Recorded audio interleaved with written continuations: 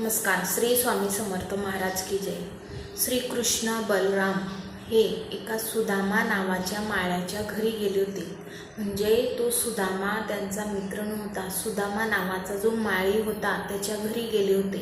मग सुदाम्याने त्यांना सुंदर आसनावर बसविले आणि त्यांची पाद्यपूजा केली.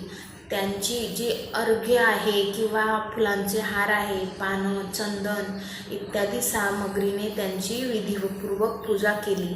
मग प्रभूंनी म्हणजे कोणी तर भगवान श्रीकृष्णांनी प्रसन्न होऊन त्यांना विनम्र व शरण आलेल्या सुदामाला तू वर माग असे सांगितले. तुला जे काही वर मागायचा आहे तो आम्ही देणार.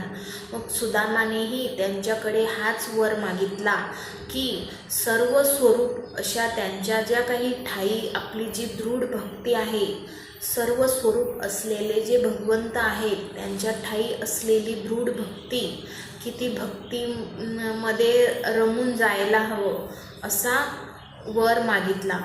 मग भगवंत सुद्धा हा वर बघून प्रसन्न झाले आणि त्या सुदाम्याला लक्ष्मी, शौर्य, आयुष्य, कीर्ती आणि सौंदर्य हेही दिले.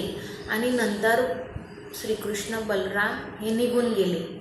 बघा, यावरून एवढंच आपल्याला सांगता येईल की या संसारात आपण संसार करीत असताना जे लोक आहेत ते देह म्हणजे शरीर, घर, आपली पत्नी, पुत्र, धन या स्वजन यांनाच आपलं सर्व काही समजत असतात.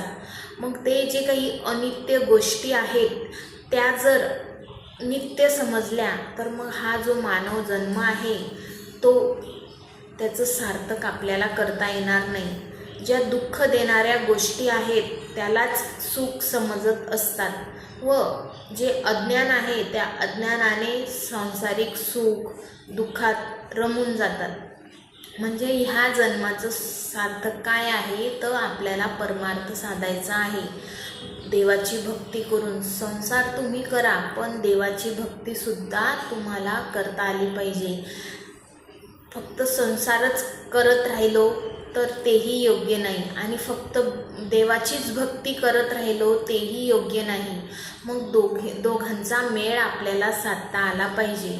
मग ज्यांच्यावर आपण खरं प्रेम करायला हवे असा तो भगवंत त्यांचाच आपल्याला विसर पडित असतो. आणि मग आपला जो काही मायाजाल आहे त्यातून आपण बाहेर पडून भगवंताला शरण जायला हवे. आपल्या मनुष्य जन्माचा जो काही उर्वरित काळ आहे आपल्याला आपला